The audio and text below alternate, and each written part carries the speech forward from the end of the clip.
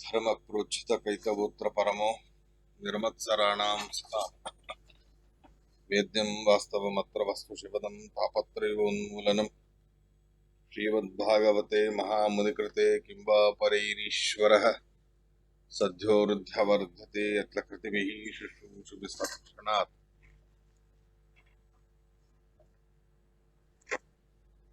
विगमकल्पतरुर्गलितं फलं सुखमुखादमृतद्रवसंयुतं पिबत भागवतं रसमालवोऽपि नेदुः तं सर्वभूतहृदयं मुनिमानतोऽस्मि। स्वस्वसताम् अखिलसन्मङ्गलानि भवन्तु श्लोकैकपठनश्रवणमात्रेण वक्तुश्च श्रोतॄणाम् निखिलकलिकृतकल्मषापनोदनपटुतरे धर्माद्यखिल पुरुषार्थ साधनीभूते श्रीमद्भागवत तात्पर्य निर्णये अद्य किञ्चित् पूर्वकथा प्रमेयानुवादः। श्रीगुरुभ्यो नमः। हरिः ओम् हरिः ओम् हरिः ओम्।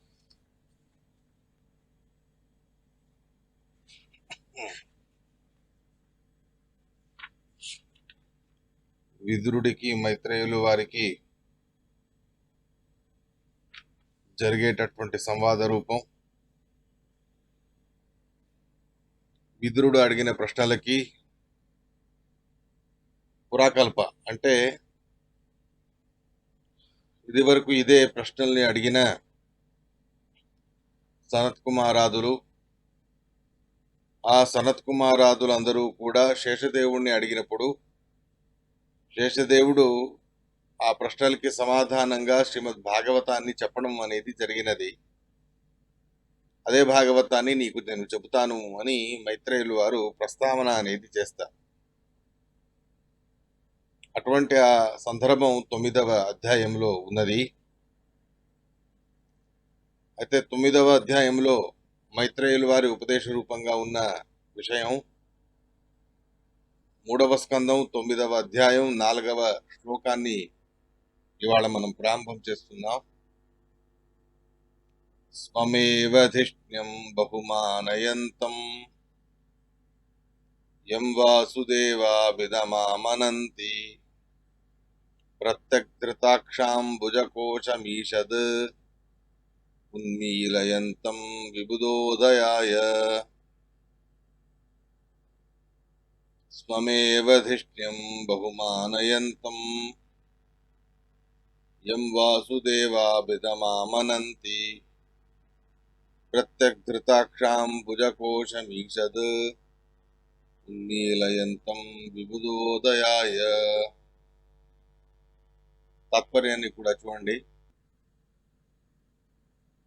ఆధార ఆశ్రయో ధిష్ణ్యం నిదానం చాభిధీయతే ఇత్యభిధానం. ఆధార ఆశ్రయో ధిష్ణ్యం నిదానం చాభిధీయతే ఇత్యభిధానం.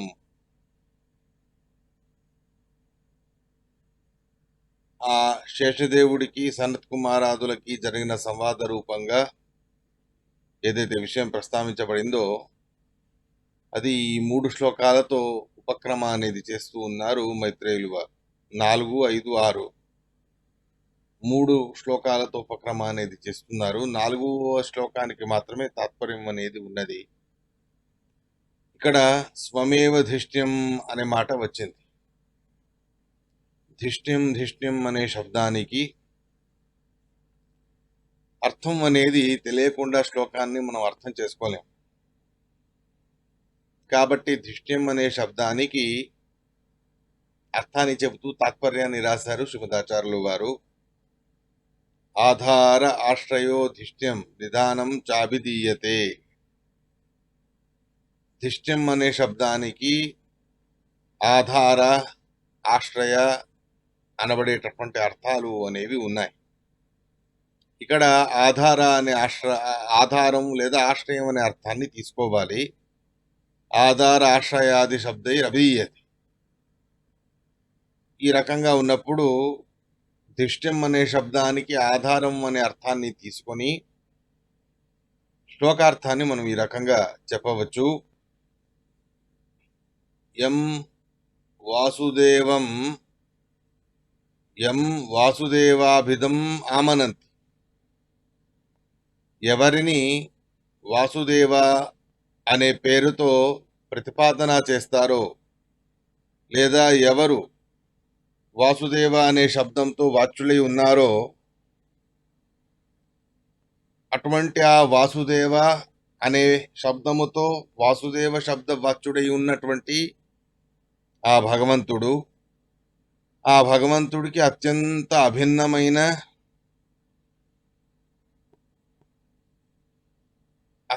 అభిన్నమైనటువంటి సంకర్షణ అనబడేటటువంటి భగవంతుడి రూపం. ఆ సంకర్షణ అనబడే రూపాన్ని శేషదేవుడు విశేషంగా ఉపాసన అనేది చేస్తూ ఉన్నారు. శేషదేవుడి ఉపాసన సంకర్షణ విషయంలో ఎందుకు విశేషంగా వచ్చింది అనే సందర్భాన్ని వివరించి చెబుతారు.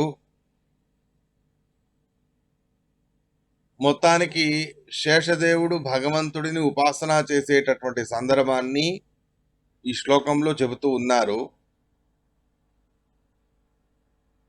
శేషదేవుడి యొక్క అవస్థ, బ్రహ్మాండాన్ని మోసేటటువంటి శేషదేవుడి యొక్క అవస్థ ఎలా ఉన్నది అని అడిగితే, యం వాసుదేవాభిధం అమనంతి, ఏ భగవంతుణ్ణి వాసుదేవ అనబడే పేరుతో పిలుస్తారో అలాంటి వాసుదేవ శబ్దవాచ్యుడైన భగవంతుడు, ఆ వాసుదేవ శబ్దవాచ్యుడైన భగవంతుడికి అత్యంత అభిన్నమైన రూపం సంకర్షణ అనబడే రూపం.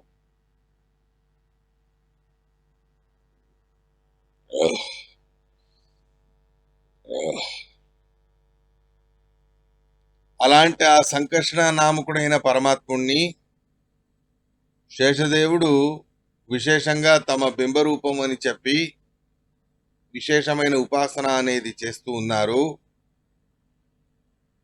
ప్రత్యగ్ధృత అక్షాంబుజ కోశమీషద్, ఎంతగా ఆ సంకర్షణ రూపీ పరమాత్ముడిలో లీనమై ఉన్నారు, ధ్యానాదులలో ఎంతగా లీనమై ఉన్నారు అంటే, ప్రత్యక్ బాహ్య వ్యాపారానన్నీ త్యజించి వేసి అంతర్ముఖంగానే ధృత అక్షాంబుజ కోశం, అక్షము అంటే కళ్ళు, కళ్ళు అనబడే కమల పుష్పం, ఆ కళ్ళు అనబడే కమల పుష్పం కించిత్ వికసితం అయినప్పుడు ఏ రకంగా కనిపిస్తుందో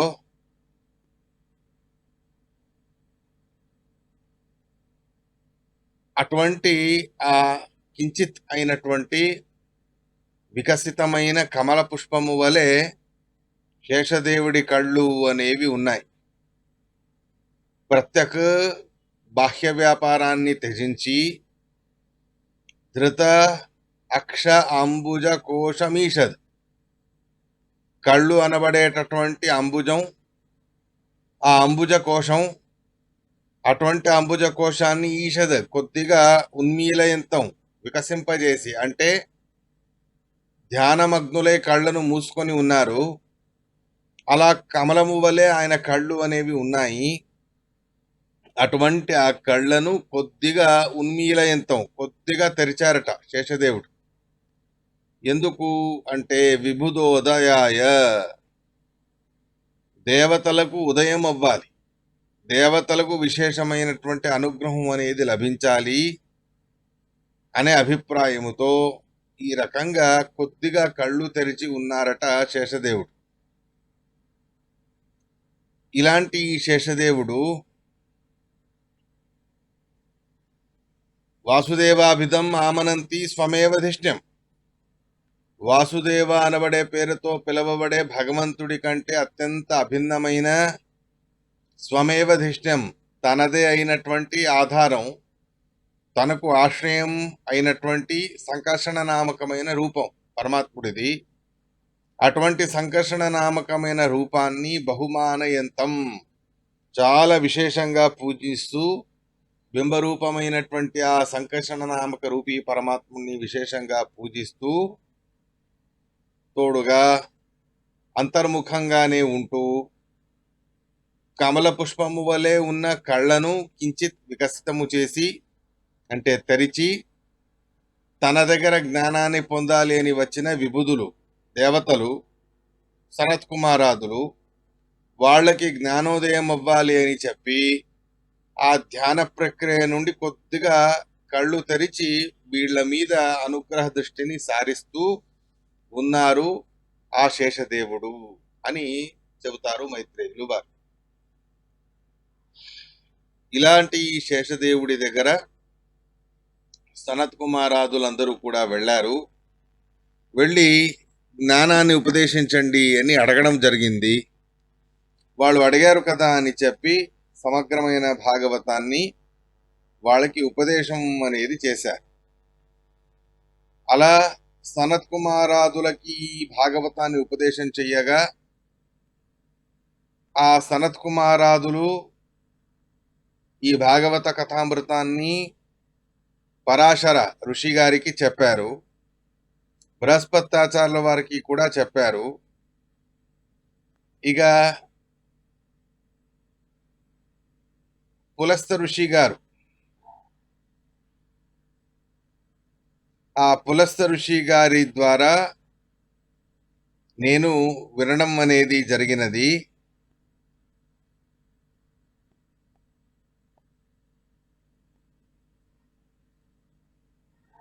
అంటే చిన్న ఇతిహాస ఘట్టం చెబుతారు ఇక్కడ, తాత్పర్యంలో లేదు. భాగవత శ్లోకాన్ని చూడండి, సంగతి తెలుస్తుంది. ఈ భాగవతాన్ని సనత్ కుమారాదులు శేషదేవుడి ద్వారా విన్నారో ఆ సనత్ కుమారాదులు సాంఖ్యాయన అనబడే ఋషి గారికి చెప్పారు.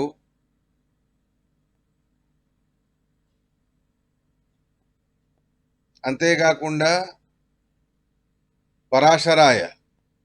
పరాశరుల వారికి చెప్పారు. బృహస్పత్యాచార్యుల వారికి కూడా చెప్పారు. పరాశరుల వారు మైత్రేయుల వారికి చెప్పారు. ఆ పరాశరుల వారికి పురాణం చెప్పే శక్తి ఎలా వచ్చింది అంటే, పూర్వం మహాభారతంలో వచ్చే కథ, రాక్షసులు తమ తండ్రి గారిని సంహరించేశారు అని పరాశరుల వారికి తెలిసింది. వెంటనే రాక్షస కులాన్ని నాశనం చేస్తాను అని బయలుదేరుతారు. అంతలో రాక్షస కులానికి మూలం పులస్త ఋషి గారు. ఆ పులస్త ఋషి గారు ఇక రాక్షస కులాన్ని నాశనం చేస్తే ఎలా అని బాధపడుతూ ఉండగా, పరాశరుల వారి తాతయ్య వశిష్ఠుల వారు, ఆ వశిష్ఠుల వారు పరాశరుల వారిని ఆపేస్తారు. అలా చేయకు, రాక్షస సంహారం అనేది జరగకూడదు, అది వాళ్ళ కర్మ ప్రారంధం, వాళ్ళు రాక్షసుల చేత మింగబడ్డారు, అలా అని చెప్పి సమగ్రమైన రాక్షస జాతిని నాశనం చేయడం వద్దు అని వశిష్ఠుల వారి చెప్పగా, అప్పుడు రాక్షస జాతిని సంహారం చేయడం వద్దు అని ఆగిపోతారు పరాశరుల వారు. అలా ఆ ప్రయత్నాన్ని మానివేసినందుకు పులస్తుల వారికి చాలా సంతోషం కలిగినది. ఆయన ఏం చేశారు, పరాశరుల వారికి వరం అనేది ఇస్తారు. చక్కగా పురాణాన్ని చెప్పేటటువంటి వారు మీరు అవుతారు అని పులస్త ఋషి గారు, అంటే తమ రాక్షస వంశం నాశనం కాకుండా ఈయన ఆగారు అని చెప్పి పరాశరుల వారికి ఆ రకమైనటువంటి వరం అనేది ఇచ్చారు. అలాంటి ఆ పరాశరులు వారు మైత్రేయుల వారికి చెప్పారు. శ్రీకృష్ణ పరమాత్ముడు కూడా మైత్రేయుల వారికి అదే భాగవతాన్ని కూడా చెప్పి ఉన్నారు.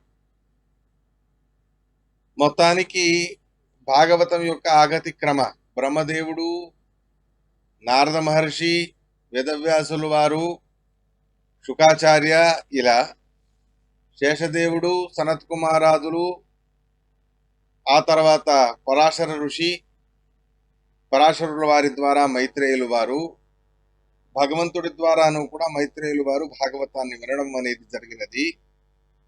ఈ రకంగా ఆగతి క్రమ, అంటే భాగవతం అనేది భూలోకానికి ఎలా వచ్చిందా అనే ఆగతి క్రమని ఈ రకంగా చెబుతూ ఉన్నారు.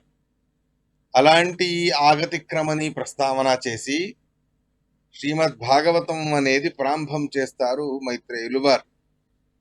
అంటే ప్రళయకాలం ఉన్నప్పుడు 4 యుగాలు, కృత, త్రేత, ద్వాపర, కలి 4 యుగాలు కూడా 1000 సార్లు రిపీట్ అయిన మాత్రాన ప్రళయం అనేది వస్తుంది. అలాంటి చతుర్యుగానాం చ సహస్రం అప్సు స్వపం స్తయోదీరితయా స్వశక్త్యా 4 యుగాలు 1000 సార్లు తిరగడం అనేది జరిగి మహాప్రళయం అనేది వచ్చింది. ఆ మహాప్రళయం అనేది వచ్చినప్పుడు మళ్ళీ కొత్తగా సృష్టి ప్రక్రియ అనేది సాగింది. ఆ సృష్టి ప్రక్రియ అనేది సాగినప్పుడు ఏదైతే కథాభాగం అనేది ప్రారంభమైనదో ఆ కథాభాగాన్ని ప్రస్తావన చేస్తూ ఉన్నారు మైత్రేయులు వారు. మొత్తానికి భాగవత కథ ఇది. మనకు అన్ని శ్లోకాలకి శ్రీమదాచార్యుల వారు తాత్పర్యాన్ని రాయలేదు కాబట్టి సంగతి తెలిస్తే దాని తగ్గట్లు ముందు మనం ఈజీగా వెళ్ళవచ్చు అనే అభిప్రాయంతో చెప్పాను. 13వ శ్లోకం తాత్పర్యం అనేది ఉన్నది. 13వ శ్లోకాన్ని చూస్తే తస్యాత్మ సూక్ష్మాభినివిష్ట దృష్టేర్ అంతర్గతోర్థో రజసాతనీయాన్ గుణేన కాలానుగతేన విద్దః శుష్యంస్తదాభిద్యతనాభిదేశాత్. తస్యాత్మ సూక్ష్మాభినివిష్ట దృష్టేర్ అంతర్గతోర్థో రజసాతనీయాన్ గుణేన కాలానుగతేన విద్దః శుష్యంస్తదాభిద్యతనాభిదేశాత్. 4 యుగాలు 1000 మార్లు రిపీట్ అయితే ఎంత కాలము అవుతుందో అంత కాలము వరకు కూడా భగవంతుడు నీటిలో యోగ నిద్రకి ఉపక్రమించాడు. ప్రళయకాలం అయిన తర్వాత ఆ ప్రళయకాలీన జలములో 1000 మార్లు మహాయుగం అవ్వడానికి ఎంత సమయం కావాలో అంత సమయం భగవంతుడు యోగ నిద్రలో ఉన్నాడు.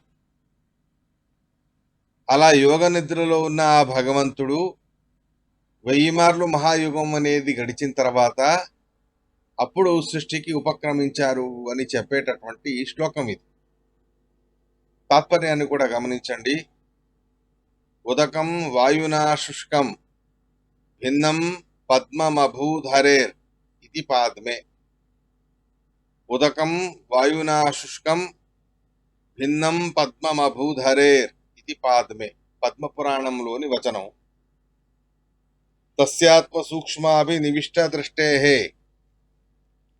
బ్రహ్మాండానికి మూలభూతమైన పద్మం లోకాత్మకమైన పద్మం. ఈ లోకాత్మకమైన పద్మం అనేది ఎలా ఉద్భవమైంది అని చెప్పేటటువంటి సందర్భం ఇక్కడ ఉన్నది. సృష్టికాలం అనేది ప్రాప్తించగా తస్య ఆత్మ సూక్ష్మాభినివిష్ట దృష్టేః.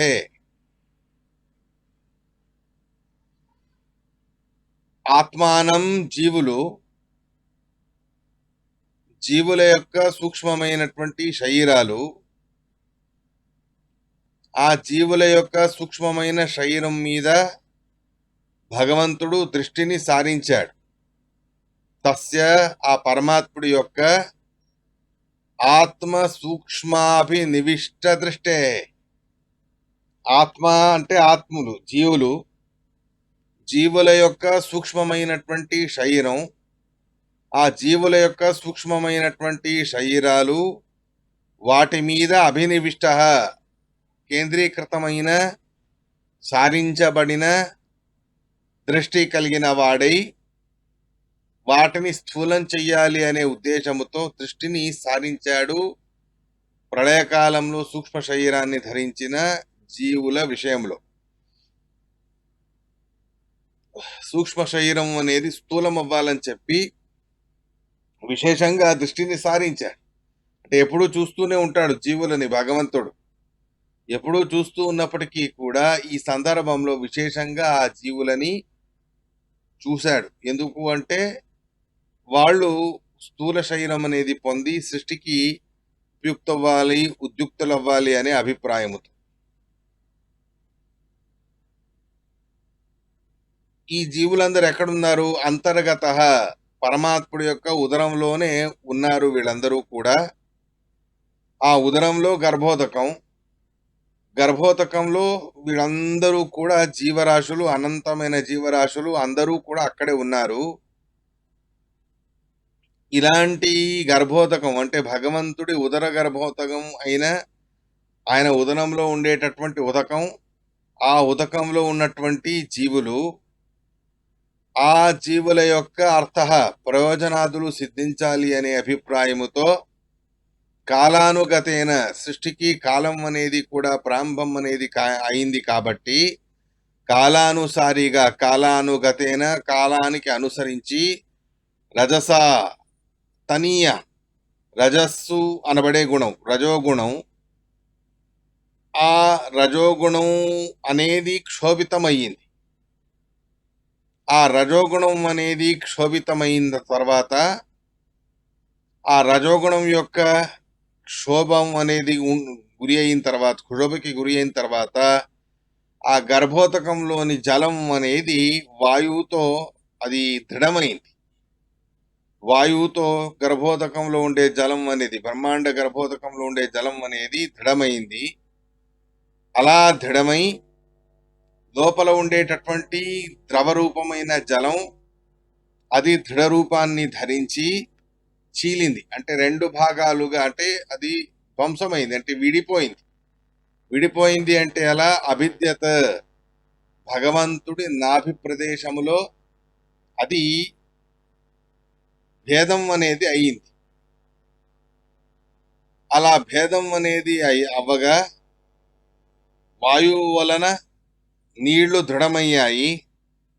నీళ్లు దృఢమయ్యేసరికి ఆ వాయువు యొక్క ప్రసరణముతోనే ద్రవరూపమైన నీళ్లు దృఢ రూపాన్ని ఘనీభూతాన్ని ధరించాయి. ఘనీభూతాన్ని ధరించి అంటే ఘనభూతమై గట్టివై ఆ తర్వాత ఆ గట్టిబడిన నీళ్లు అది భిన్నమైంది. గట్టిబడిన నీళ్లు భిన్నమై అక్కడి నుంచి పద్మం అనేది ఉత్పన్నం అనేది అయ్యింది.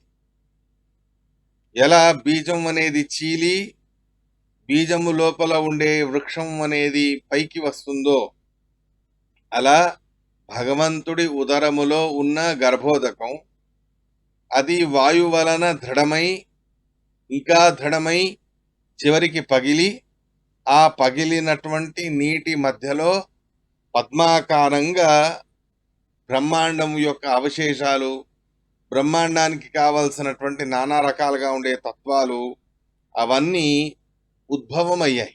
అలా పెరుగుతూ పెరుగుతూ వెళ్ళాయి. ఎలా ఒక పద్మపు గింజ అనేది నీటిలో ఉన్నప్పుడు ఆ నీటి యొక్క ప్రభావముతో పద్మపు గింజ అనేది మొలకలెత్తాలి. అలా మొలకలెత్తి అది పెరుగుతూ పెరుగుతూ వెళుతుంది. అలా పూర్వ ప్రళయంలో ఏదైతే సమగ్రమైన విశ్వాన్ని మింగేశాడో పరమాత్మ, ఆ విశ్వానికి సంబంధించిన నానా రకాలుగా ఉండే పదార్థాలతో యుక్తమై ఆయన గర్భంలోనే ఉన్న ఈ జగత్తుకి కావలసిన తత్వాలు అనేవి నీటిలో మిశ్రణమైపోయాయి. నీటిలో మిశ్రణమైపోయినప్పుడు నీళ్లు ఘనీభూతమయ్యాయి. నీళ్లు ఘనీభూతమైన తర్వాత ఆ నీటి మధ్యలో ఉండే గింజలాగా ఈ బ్రహ్మాండపు అవశేషం అనేది ఉన్నది. అది పద్మాకారంగా బయటికి అనేది వచ్చింది. ఈ రకంగా పద్మము యొక్క సృష్టి అనేది జరిగినది. దాన్నే తాత్పర్యంలో చెబుతారు. ఉదకం వాయునా శుష్కం భిన్నం పద్మం అభూధరేర్.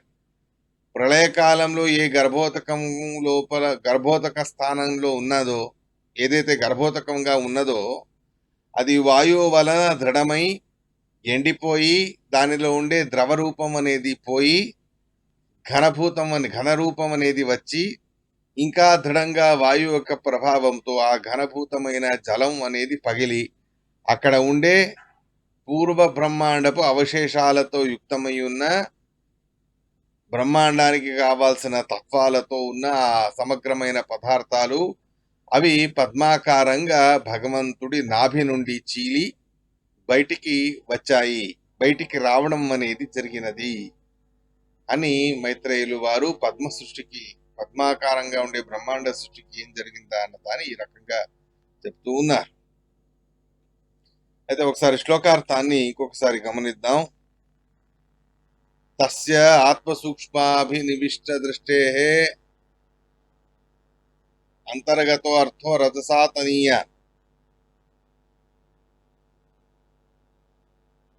ఆ పరమాత్ముడి యొక్క ఆత్మసూక్ష్మాభినివిష్ట దృష్టే జీవుల విషయములో స్థూల శరీరాన్ని కలగజేయాలి అనే ఉద్దేశముతో వాళ్ళ మీద విశేషమైన దృష్టిని సారించగా ఆ పరమాత్ముడి ఉదరంలో అంతర్గతంగా ఉండేటటువంటి జీవుల యొక్క అర్థ ప్రయోజనం కోసమని అభినివిష్ట దృష్టే వాళ్ళ మీద విశేషమైనటువంటి దృష్టిని సారించగా కాలానుగతేన రజసా గుణేన సృష్టికాలం అనేది ప్రారంభం అవ్వగా రజస్సు అనబడే గుణం కూడా ప్రేరితమై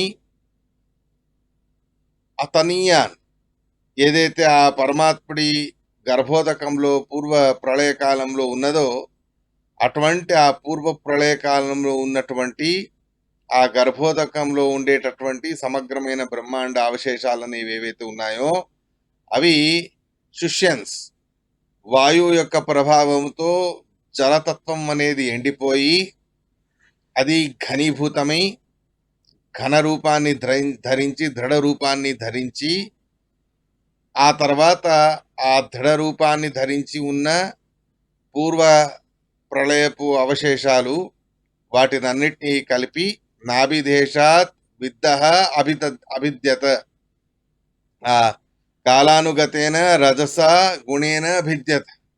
విద్దః కాలానికి అనుగుణంగా రజోగుణము యొక్క ప్రభావం అనేది కలగగా ఆ రజోగుణం వలన ప్రభావితమై ఎండిపోయినటువంటి గర్భోదకము అది ఘన రూపాన్ని ధరించి ఉండగా ఆ ఘన రూపాన్ని ధరించిన జలతత్వం ఏదైతే పరమాత్ముడి నాభి ప్రదేశంలో ఉన్నదో అక్కడ చీలడంతో నాభిదేశాత్ పద్మాకార రూపేణ అభిద్యత, పద్మాకారంగా ఆ సమగ్రమైన బ్రహ్మాండం అనేది బయటికి వచ్చింది అని ఈ రకంగా మైత్రేయులు వారు చెబుతారు. మొత్తానికి కాలానికి అనుగుణంగా రజోగుణం అనేది క్షోభకి గురి అవ్వగా ఆ రజోగుణము చేత విద్ధితమై పీడితమై అక్కడ ప్రసరింపజేసిన వాయువు యొక్క ప్రభావముతో గర్భోదకం అనేది ఘనీభూతం అవ్వగా ఆ ఘనీభూతమైన గర్భోదకం అది చీలి పద్మాకారేణ అక్కడ ఉండేటటువంటి సమగ్రమైనటువంటి జీవులకు కావలసిన ఆ పదార్థాలతో పాటు లోక నిర్మాణానికి కావలసిన అవశేషాలన్నీ కూడా కలిపి ఆ పద్మాకారంగా ఉండే పరమాత్ముడి నాభి ప్రదేశము నుండి బయటికి వచ్చి ఆ పద్మాకారంగా సమగ్రమైన విశ్వం అనేది సృష్టికి సిద్ధమై నిర్మితమై ఈ రకంగా ఉన్నది అని చెబుతారు. ఇక 14వ శ్లోకాన్ని గమనిస్తే సపద్మకోశః సహసోదతిష్ఠత్ కాలేన కర్మ ప్రతిబోధితేన స్వరోచిషా తత్సలిలం విశాలం విద్యోతయన్నర్క ఇవాత్మయోనిః.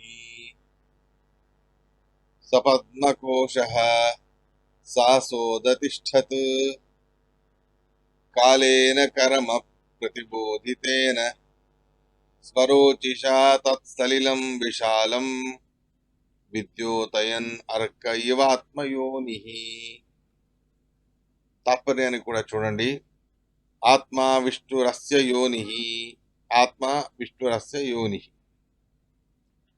సహ పద్మకోశః ఆ బ్రహ్మాండ నిర్మాణానికి కావాల్సిన తత్వాలతో యుక్తమై ఉన్న పద్మాకారంగా ఉండే పద్మకోశంగా ఉండే సమగ్రమైన బ్రహ్మాండం సహసా సహజంగా పరమాత్ముడి సంకల్పానికి అనుగుణంగా ఉదతిష్ఠత అది నాభి నుండి ప్రసరిల్లి బయటికి వచ్చి నిర్మితమై సిద్ధమైంది. ఆత్మయోని అంటే బ్రహ్మదేవుడు. బ్రహ్మదేవుడిని ఆత్మయోని అని ఎందుకు అంటారు అంటే ఆత్మ విష్ణు, విష్ణువే బ్రహ్మదేవుడికి యోని అయి ఉన్నారు, కారణమై ఉన్నారు కాబట్టి ఆత్మయోని అంటే బ్రహ్మదేవుడు. ఆత్మయోని బ్రహ్మదేవుడు లక్ష్మీనారాయణుల నిమిత్తకంగా ఆ బ్రహ్మదేవుడు పద్మంతో పాటు పద్మము లోపలనే వాళ్ళు ఆ బ్రహ్మదేవుడు పద్మంతో పాటు ఉద్భవమయ్యారు, అంటే జన్మని పొందారు. ఈ రకంగా కర్మ ప్రతిబోధితేన సకల జీవరాశుల యొక్క కర్మలు నిమిత్తమై భగవత్ సంకల్పం అనేది నిమిత్తమై లక్ష్మీదేవి సంకల్పం అనేది కూడా నిమిత్తమై మొత్తానికి భగవంతుడు లక్ష్మీదేవి వీళ్ళందరి ప్రయత్నంతో జీవాదృష్టైరున్మికీకృతైన కాలేన నిమిత్తేన ఉదితిష్ఠత. ఆ జీవరాశులతో పాటు బ్రహ్మదేవుడు తన ఉదరంలోనే ఉన్న జీవరాశులతో పాటు బ్రహ్మదేవుడు ఆ పద్మాకార రూపమైన బ్రహ్మాండాకారంలో ఉద్భవం అనేది పొందారు. ఆత్మయోని నారాయణుడే కారణమై ఉన్న బ్రహ్మదేవుడు విద్యోతయన్ అరకః ఒక తేజోరాశిగా ఉండేటటువంటి సూర్యుడి వలె విశాలం సలిలం స్వరోచిష చాలా విశాలమైన విస్తారంగా ఉన్న జలం, ఆ జలాన్ని స్వరోచిష అర్క ఇవ విద్యోతయన్ తన తేజస్సుతో సూర్యుని వలె తేజోవంతంగా చేసిన ఆ బ్రహ్మదేవుడు కాలేన కర్మ ప్రతిబోధితేన సృష్టికాలాన్ని పురస్కరించుకొని సకల జీవరాశుల కర్మని నిమిత్తం చేసుకొని సహా పద్మకోశ పద్మమే కోశంగా ఉన్న బ్రహ్మదేవుడు సహసోదతిష్ఠత్ పద్మంతో పాటు పద్మాకారంగా ఉండే బ్రహ్మాండంతో పాటు సహసహ ఉదతిష్ఠతు తను కూడా అక్కడ పద్మంతో పాటు ఉద్భవం అనేది పొందారు. అలా బ్రహ్మదేవుడి జననం అనేది జరిగినది అని చెబుతారు. 15వ శ్లోకం. తల్లోక పద్మం సౌయేవ విష్ణు ప్రావీవిశత్ సర్వగుణావభాసం తస్మిన్ స్వయం వేదమయో విధాత స్వయంభువం యం స్మ వదంతి సోభూత్. తల్లోక పద్మం సౌయేవ విష్ణు ప్రావీవిశత్ సర్వగుణావభాసం తస్మిన్ స్వయం వేదమయో విధాత స్వయంభువం యం స్మ వదంతి సోభూత్. తాత్పర్యాన్ని కూడా గమనించండి. పద్మ సంస్థాధరేస్తత్ర బ్రహ్మాజని చతుర్ముఖః ఇతి చ. పద్మ సంస్థాధరేస్తత్ర బ్రహ్మాజని చతుర్ముఖః ఇతి చ. సర్వగుణావభాసం పృథివ్యాత్మకం. సర్వగుణావభాసం పృథివ్యాత్మకం. పృథివ్యాం హి సర్వే శబ్దాదయో గుణాః అవభాసంతే. పృథివ్యాం హి సర్వే శబ్దాదయో గుణాః అవభాసంతే. తస్యాసన విధానార్థం పృథివీ పద్మముచ్యతే. తస్యాసన విధానార్థం పృథివీ పద్మముచ్యతే ఇది మోక్షధర్మే. ప్రధాన వాచకస్త్వేకశ్చానన్య కేవల స్వయం ఇది బ్రాహ్మే. ప్రధాన వాచకస్త్వేకశ్చానన్య కేవల స్వయం ఇది బ్రాహ్మే. తల్లోక పద్మం సౌయేవ విష్ణు ప్రావీవేశత్ సర్వ గుణావభాసం. విష్ణు శ్రీమన్నారాయణుడు సర్వగుణావభాసం అంటే సకల గుణాలు కలిగి ఉన్న పృథ్వీ తత్వం. ఆ పృథ్వీ తత్వమే పద్మాకారంగా ఉన్నది. అలా పద్మాకారంగా ఉన్న పృథ్వీ తత్వమే బ్రహ్మదేవుడికి ఆసనంగా తయారైంది. అలాంటి ఆ పద్మాకారంగా ఉండే లోకాలని విష్ణు ప్రావీవిశత్, మహావిష్ణువు ప్రవేశించారు.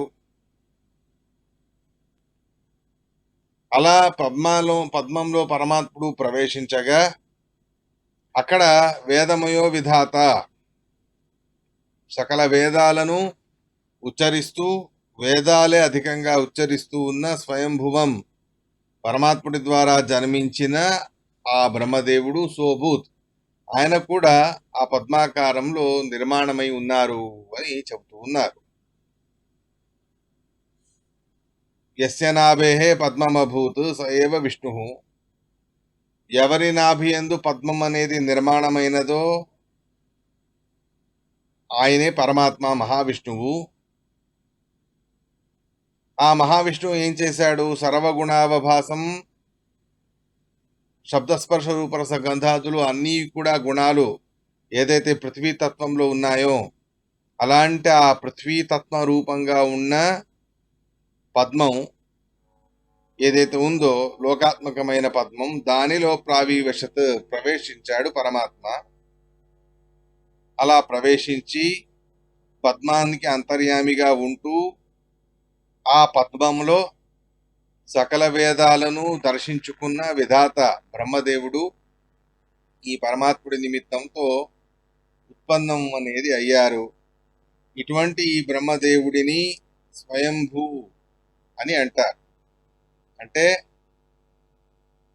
నతు స్వయం వ్యక్తత్వేన స్వయంభువం సకః యమత ఏవం స్వయంభువం, స్వయం ఆ పరమాత్ముడి ద్వారా నేరుగా ఆయన ఉద్భవం అయ్యారు కాబట్టి స్వయంభువం అని అంటారే తప్ప ఆయనే స్వయంభూ అంటే పరమాత్మ, పరమాత్ముడి ద్వారా ఈయన జన్మించారు.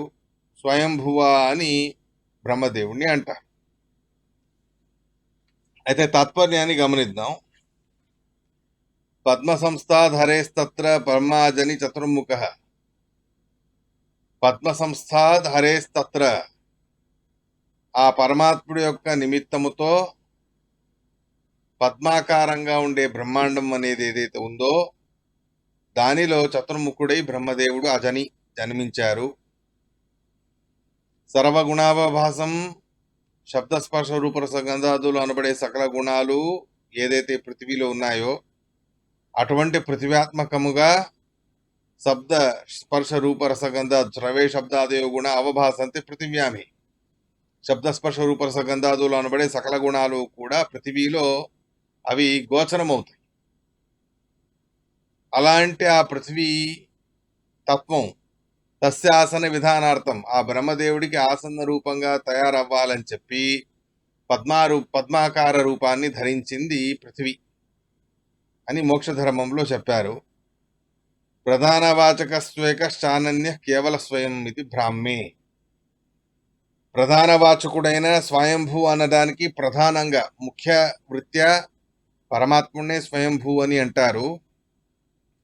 పరమాత్ముడు కాక అన్య వేరే స్వయంభూ ఎవరు అంటే పరాధీనమైన పరమాత్ముడి అధీనమైన స్వయంభూ ఎవరు అంటే బ్రహ్మదేవుడు అని అభిప్రాయం. ప్రధాన వాచక స్వేకశ్చ ఏకః చ అనన్యః కేవల స్వయం, ఆ పరమాత్ముడే అనన్యుడై తనకు తనే అభిన్నమై ఉన్నవాడు స్వయంభూ అని అంటారు పరమాత్ముడిని. పరమాత్ముడు పరమ ముఖ్య వృత్యా స్వయంభూ, ఆ తర్వాత ఆ ముఖ్య వృత్యా బ్రహ్మదేవుణ్ణి కూడా స్వయంభూ అని అనడం జరుగుతుంది. మొత్తానికి ఈ రకంగా పద్మాకారంగా ఉన్న లోకాలు, ఆ పద్మాకారంగా ఉండే పృథ్వీతత్వంలో బ్రహ్మదేవుడు కూడా జన్మించగా ఆ పద్మాకారంలోను బ్రహ్మదేవుడిలోను భగవంతుడు ప్రవేశించి జగత్తు యొక్క సృష్టి స్థిత్యాదులు మొదలైనవన్నీ కూడా చేయడం అనేది చేశాడు అనే మాటని చెబుతూ ఉన్నారు. ఇవాటికి పాఠం ఇంతటితో సమాప్తి చేద్దాం. రేపు ఇంకే తత్వాలు చెబుతారు ఈ జగత్తు సృష్టికి సంబంధించినవి అనే దాన్ని రేపటి పాఠంలో తెలుసుకుందాం. ఇవాటికి శ్రీకృష్ణ అర్పణమస్తు.